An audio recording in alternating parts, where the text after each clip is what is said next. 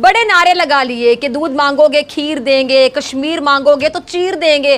मैं बताऊं, अब वक्त आ गया है कि हम तुमसे, कान खोल के सुन लो, कान खोल के, कि हम तुमसे कश्मीर भी लेंगे और जरूरत पड़ी तो तुम्हें और तुम्हारी मोदी सरकार को चीर भी देंगे इंशाल्लाह। याद रखना मेरे अल्फाज। जय हिंद दोस्तों, स्वागत है आपका मेरे चैनल इंडिया एमसी में। हेलो दोस्तों, आज की वीडियो में हम देखेंगे कि इंडिया में एक कहावत है, दूध मांगोगे तो खीर देंगे, कश्मीर मांगोगे तो चीर देंगे। कश्मीर में जब से 35A 370 हटा है तो पाकिस्तानी मीडिया फिजा खान ने बौखला गया है। वो बोल रहे हैं मोदी जी और इंडिया के लोगों को चीर देगा। ऐसे ही इन्फॉर्मेटिव वीडियो देखने के लिए चैनल को सब्सक्राइब करें। Thank you. राजा साहब आपकी तरफ आना चाहूंगी। ठीक है राजा साहब, मैं आपकी तरफ आना चाहूंगी। ये जो कश्मीर के हवाले से बात जब भी इनसे की जाती है, कश्मीर के बारे में कहते हैं कश्मीर हमारा अटूट अंग है। कहाँ लिखा है कि कश्मीर इनका अटूट अंग है? जो इन्होंने नाइंसाफी की कश्मीर के साथ आपके सामने है। कश्मीर में जो कुछ हो रहा है वहाँ पे, आए दिन वहाँ पे इनकी लाखों की तादाद है, इनकी फौज। कश्मीरी पंडितों की बात करेंगे मैडम? आए दिन वहाँ पे क्या किया जा रहा है, औरतों की किस्मत दरी के वाकयात पेश आते हैं। वहाँ पे बच्चों के साथ पैलेट गन से छर्रे बरसा के बच्चों की आप देख रहे बिनाई छीनी जाती। आए दिन माएँ अपने बेटों के जनाजे उठाती हैं। ये इनका अटूट अंग है। इस तरह काबिज हुए में ये कश्मीर पर, फिर वहाँ तक रसाई नहीं है किसी को। वहाँ जाके कोई रिपोर्ट नहीं कर सकता, सही तरीके से रिपोर्टिंग नहीं की जा सकती वहाँ पे। और अपने मनपसंद लोगों को वहाँ पे ले जाके ये रुख दिखाना चाहते हैं, ये दिखाना चाहते हैं कि झूठी एक एंगलिंग, जैसे पालतू मीडिया है, अर्नब गोस्वामी जैसे एंकर है कि जो कहा जाता है वो बता दिया जाता है। कश्मीर से भी ऐसी रिपोर्ट्स ये अपनी मनपसंद चाहता है नरेंद्र मोदी की आ जाए कि कश्मीर में तो सब अच्छा है। क्या दुनिया समझती है कि सब अच्छा है? नरेंद्र मोदी की साजिशें दुनिया क्या नहीं समझ रही?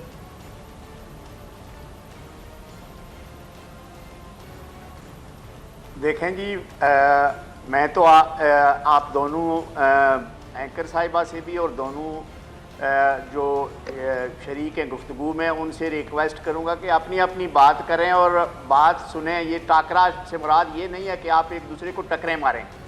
रियासत जम्मू और कश्मीर के लोगों के साथ जिस नेहरू और जिस महाराजा के मुआहदे की आप बात करते हैं, वही नेहरू यूनाइटेड नेशन में गया था तो वहाँ कश्मीरियों से वादा किया, फिर लाल चौक में आकर वादा किया, फिर यूनाइटेड नेशन के जितनी रिपोर्ट्स आई हैं, यूरोपियन यूनियन से जो रिपोर्ट्स आई हैं, जो बरतानवी पार्लियामेंट से जो रिपोर्ट्स आई हैं, उसमें सब ने लिए कहा है कि जो पाबंदियाँ भारत ने लगाई हैं, जो गैर कानूनी जुराइम इंडिया कर रहा है, वो इंसानी हकूक़ की जो खिलाफ वर्जियाँ कर रहा है, उस पर आलमी बरादरी बोल रही है। किसी को आप मौका नहीं दे रहे। आपने अब अभिनंदन भेजा आज़ाद कश्मीर में और आज़ाद कश्मीर के लोगों ने उसके साथ बदला लेना चाहा, लेकिन पाकिस्तान आर्मी के हम भी शुक्रगुजार हैं कि उन्होंने उसको बचा लिया। वरना हमारे लाखों बहन भाइयों को पिछले 70 साल में इंडिया ने शहीद किया, हमारी औरतों को रेप किया। रियासत जम्मू और कश्मीर के अंदर जो जुल्म भारत कर रहा है उसको पूरी दुनिया ने माना है, और उसके मुकाबले में दुनिया का कोई ऐसा मुल्क बताएं, दुनिया का कोई ऐसा अदारा बताएं, दुनिया का कोई ऐसा फोरम बताएं जिसमें यह कहा गया हो कि कश्मीरी दहशतगर्द है। कश्मीरियों ने कहीं दहशतगर्दी नहीं की, कश्मीरियों ने इंडिया में जाकर कुछ नहीं किया, कश्मीरियों ने कलकत्ता और बम्बे में जाकर कुछ नहीं किया, कश्मीरियों ने दिल्ली में कुछ नहीं किया।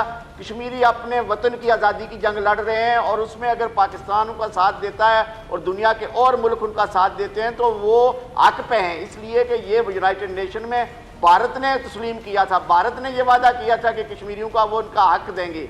और जिस मुआहदे की आप बात कर रहे हैं उस मुआहदे का कोई सबूत नहीं है, कोई कागज़ नहीं है, कोई किसी जगह कोई स्टाम्प नहीं लिखा हुआ, कोई मुआहदा नहीं लिखा हुआ, कोई एग्रीमेंट ना यूनाइटेड नेशन में है, ना इंडिया ऑफिस लाइब्रेरी में है, ना पाकिस्तान के पास है, ना हिंदुस्तान के पास है। इसलिए कश्मीरियों को उनका हक दें और ये जुल्म बंद करें। और ये जो मुआहदे आप लोग आपस में करते हैं, पिछले 75 साल में मुआहदे होते रहे, लेकिन कश्मीरियों पर जुल्म बराबर जारी रहा। फिर ये पिछले 17 साल में जो आपने खिलाफ वर्जियाँ की कंट्रोल लाइन पे, इस वक्त पूरा रियासत जम्मू और कश्मीर का कंट्रोल लाइन जो है वो मुतासरा है, और उस मुतासरा इलाके में 310 लोगों की शहादतें हुई। मकबूजा कश्मीर के अंदर जो कुछ हुआ वो तो अलहदा है, लेकिन कंट्रोल लाइन पे जो सीज़ फायर की खिलाफ वर्जियाँ की वो सबसे ज़्यादा हिंदुस्तान ने की, और उसका जनेवा में भी कहा जाता है, हिंदुस्तान को आलमी बरादरी में भी बताया जाता है। और उस हवाले से भी मैं समझता हूँ आप लोगों को अगर ज़रा सा भी ख्याल है, इंसानियत का ख्याल है, जमहूरियत का ख्याल है, और इस बात का एहसास है कि लोगों का भी कोई हक बनता है, और अगर आप अपने आप को एक बहुत बड़ा जमहूरी मुल्क कहते हैं, दुनिया की सबसे बड़ी जमहूरियत कहते हैं, तो ये जमहूरी हक कश्मीरियों को भी देकर बताएं और साबित करें इस बात को लेकिन चूंकि आपने पिछले 70 साल में इस बात का तैयार कर रखा है कि कश्मीरियों की राय नहीं सुननी, अपनी अपनी करनी है और अपनी इस लड़ाई में कश्मीरियों को मार रहे हैं, कश्मीरी दोनों तरफ से मार खा रहे हैं। लेकिन जो जुल्म पाकिस्तान और इंडिया ने नहीं किया, वो आपकी जो आर्मी वहाँ बैठी हुई है मकबूजा कश्मीर के अंदर 10 लाख फौजी और इतना छोटा सा इलाका है, उस पर जो जुल्म सितम कर रहे हैं आप लोग, उसका एहसास करें। खुदारा एक बात का एहसास करें कि आप भारत वाले जितना खर्चा मकबूजा कश्मीर पे कब्जे के लिए कर रहे हैं वो अपने अवाम के लिए करें। लोग वहाँ भूखे सो रहे हैं, लोगों के पास इलाज नहीं है, तालीम नहीं है, बाकी सारी सहूलतें जो नहीं हैं वो अपने लोगों को सहूलतें पहुँचाएँ। और वो पैसे जो आप दिफा पे खर्च कर रहे हैं कश्मीरियों को पे गोलियाँ चलाने के लिए, पैलेट गन्स के लिए, और अपनी ये जो जहाज़ दिखा रहे हैं दुनिया को, आपने अपने जहाज़ों की कारकर्दगी भी देख ली, अपनी एयरफोर्स की भी देख ली, अपनी फौज की भी देख ली। पंकज साहब, आपके पास जवाब है राजा नजाबत साहब की बातों का कि अगर हमने पिछले 100 साल में जो तहरीक चलाई थी उसको आज़ादी तक लेकर जाएंगे और इंशाअल्लाह रियासत जम्मू और कश्मीर के लोग आज़ाद होंगे और पाकिस्तान को मुकम्मल करेंगे। अगर आप हो गया तो मैं बोलूं? हेलो, आपसे ही मैं सुनना चाह रही थी, मैं जवाब बोलूं? है आपके पास? बिल्कुल बोलें, नहीं, बिल्कुल वो बोलें। साहब बोल रहे थे, मैं आपसे साहब जवाब बोल रहे थे, इसलिए मैंने सोचा कि पहले वो साहब अपनी बात मुकम्मल कर लें, उसके बाद मैं बोलता हूँ। तो जैसा कि आप दोनों हजरात इल्जाम लगा रहे थे भारत के ऊपर कि भारत दहशत फैला रहा है, कश्मीरियों पर जुल्म कर रहा है और तमाम तरह के इल्जाम आपने लगाए भारत के ऊपर, तो मैं जानना चाहूँगा फाइनेंशियल एक्शन टास्क फोर्स की ग्रे लिस्ट में क्या इंडिया चला गया है? क्योंकि दहशत तो इंडिया फैला रहा है कश्मीर में। इंडिया तो ब्लैक लिस्ट में जाएगा, परेशान ना हो आप। नहीं, मतलब वही तो अभी ग्रे लिस्ट में कौन गया? 2012 में आप पाकिस्तान को लेकर जा रहे हैं। आप लोग तो चाहते थे कि हम ब्लैक लिस्ट में चले जाएं। जुल्म कर रहे हैं। ये लोग तो चाहते थे हम किसी तरह ब्लैक लिस्ट में चले जाएं। चलिए शुक्र है ब्लैक लिस्ट में तो नहीं गया ना पाकिस्तान। कनाडा के प्राइम मिनिस्टर किसके खिलाफ बात कर रहे हैं? यूएन के ह्यूमन राइट्स काउंसिल ने किसके खिलाफ 2 रिपोर्टें शाया की? मुझे ये बताइए। यूएन के जो मैंने आपको 2 इंडिपेंडेंट एक्सपर्ट्स भी बताए हैं जिन्होंने 18 फरवरी को अपनी एक रिपोर्ट दी है, वो किसके खिलाफ दी है? भारतीय सेना के खिलाफ। किसने? जेनोसाइड वॉच ने किसके खिलाफ कहा है कि जेनोसाइड हो रहा है, एथनिक क्लेंसिंग हो रही है? किसने कहा है कि जेनोसाइड के 10 स्टेजेस मकबूजा कश्मीर में पूरे हो गए हैं? किसके बारे में कहा जा रहा है? भारतीय सेना। तो आप तो एक FATF को लेकर बैठ गए। ये सारी चीजें human rights watch, genocide watch, United Nations, EUDIS इन्फोलैब, तो वो आपकी कोई बड़ी तारीफें नहीं कर रहे। जरा आप इसके बारे में बताइए ना। इंटरनेशनल क्रिटिसिज्म, जो इंटरनेशनल तनकीद, आलोचना, उसका तो सामना आप लोगों को करना पड़ रहा है। मैंने यही तो कहा, आपका तो कोई समर्थन नहीं कर रहा। और फिर दूसरी तरफ आप ये देखिए कि हमारे प्रधानमंत्री ने, इमरान खान साहब ने श्रीलंका जाना था, बीच में कुछ खबरें आई कि वो ट्रिप कैंसिल हो गया है, तो भारतीय मीडिया के ऊपर रिपब्लिक टीवी और ये अर्नब गोस्वामी वगैरह सारों ने उधर खुशियां मनाना शुरू कर दी। उधर उन लोगों ने बड़ी बड़ी बातें करना शुरू कर दी कि जी ये ट्रिप कैंसिल हो गया। उसके बाद क्या होता है, हमारे प्रधानमंत्री श्रीलंका में जाते हैं, वहाँ उनका सम्मानित भी किया जाता है, उधर एक स्पोर्ट्स कॉम्प्लेक्स भी उनके नाम पे खोल रहे हैं।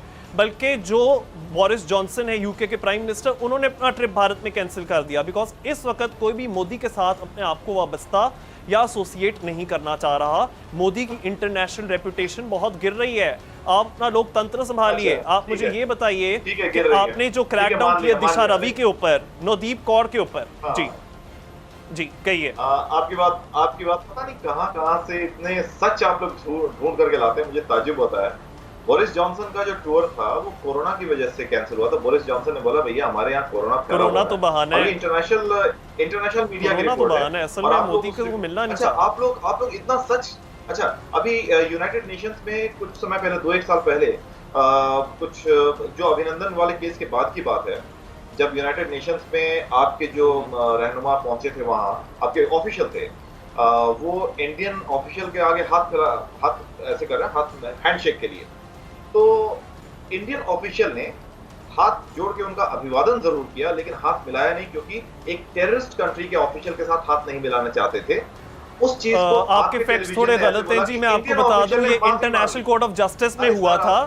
आप बोलने देते इंटरनेशनल कोर्ट ऑफ जस्टिस में हुआ था, ये यूएन के जनरल असेंबली या उस मीटिंग में नहीं हुआ था। मैं आपको करेक्ट कर दूं, ये कुलभूषण वाले केस में हुआ था कि हमारी लीगल टीम ने हाथ आगे किया और आपके जो हरीश सालवे वगैरह हैं उन्होंने आगे से हाथ जोड़ दिए, जिससे कि हरीश उनका सालवे छोटा नहीं थे, पना ही कोई और साबित होता है। आप तो ऑफिसर थे। कंफर्म हरीश कर रहे सालवे हैं कि ये छोटी छोटी खुशियां के हाथ नहीं मिलाए। मुझे बताइए ये अब इसको और आप उस चीज सेलिब्रेट को करेंगे? मैं बोलूं अब इतने स्टैंडर्ड्स गिर गए हैं।